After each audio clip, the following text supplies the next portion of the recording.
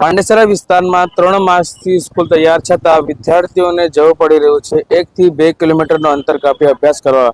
આપણે વાત કરી રહ્યા છીએ પાંડેસરા વિસ્તારમાં આવેલી સુરત મહાનગરપાલિકા સંચાલિત સ્કૂલ નંબર 219 અને 220, જેનું નવું ભવન બનીને છેલ્લા 3 માસથી તૈયાર થઈ ગયું છે, છતાં હજુ સુધી બંધ છે। કારણ છે માત્ર ગટર જોડાણ અને બીયુસી નું સાથે એનઓસી, જેને મેળવવા સત્તાધીશોને વિલંબ થઈ રહ્યું છે, જેના કારણે 1 લાખથી વધુ વિદ્યાર્થીઓ અભ્યાસ માટે બીજી જગ્યા એટલે કે ભીડભંજન શાળામાં અભ્યાસ કરવા જઈ રહ્યું છે।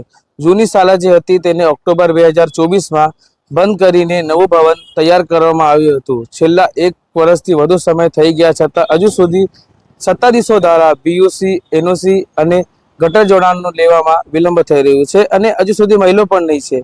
હજુ આપણે વાત કરીએ તો ઉદ્ઘાટન માટે 3 તારીખો જાહેર થયા છતાં હજુ સુધી કોઈ નક્કી નહીં થયું છે કે ઉદ્ઘાટન ક્યારે થશે। છેલ્લા 3 માસથી શાળા બનીને તૈયાર છે, શાળામાં બોર્ડ પણ લાગી ગયું, માત્ર વિદ્યાર્થીઓ નહીં। અને તમે સુરત મહાનગરપાલિકાની બેવડી કામગીરી અથવા કે નબળી કામગીરી કહો કે કાગળ પર દેખાવાની કામગીરી, આનો ભોગ વિદ્યાર્થીઓ બની રહ્યા છે।